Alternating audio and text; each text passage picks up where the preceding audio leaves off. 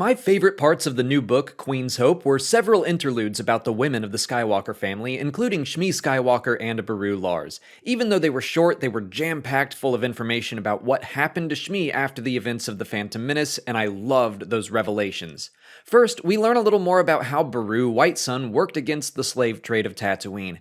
Back in the novel Queen's Shadow, when Padme sent Sabe to locate and free Shmi Skywalker, they couldn't find her. The only clue of her disappearance was a marking of a white sun on her home. This was about 4 years after the events of the Phantom Menace, so Shmi was likely freed from Watto before then.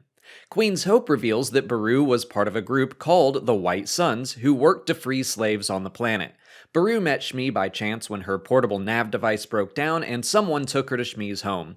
Beru paid her to fix the device and learned she was a slave. At Beru's request, the Lars family paid Watto to send Shmi out to their farm to work on their moisture evaporators. For months, they formed a plot to lure Watto into gambling for Shmi's freedom against Klieg Lars in a game he was sure to win. They were successful, and Shmi was set free. The Lars family offered her a place to stay, and of course, she and Klieg fell in love and married. But her work was far from over. Shmi and Beru worked together to create a device that could find and disable the trackers installed in all slaves. The trackers that could be detonated to kill any slave who tried to escape. Anakin had mentioned wanting to build something that would find his tracker, and Shmi was excited to fulfill his dream. After 3 months of trial and error, Shmi tested the device on herself, and they successfully removed her chip, which was fused to the base of her spine. However, there were limitations to the device. Tampering with a chip would send a signal back to any slave owners, warning them of an escape attempt. Shmi wanted to make sure the device worked quickly enough as to not put any slaves in danger, but she was taken and killed by the Tusken Raiders before her work was complete. She was the best engineer in the White Suns, and so the work stalled. 6 or so years later, Sabe and Tanra of Naboo returned to Tatooine to once again attempt to do their part in rescuing any slaves they could. They eventually gained the trust of the White Suns and were approached for help in perfecting and mass-producing the device that could liberate any slave on the planet. And they had just the person for the job, Rabe, another one of Padme's handmaidens.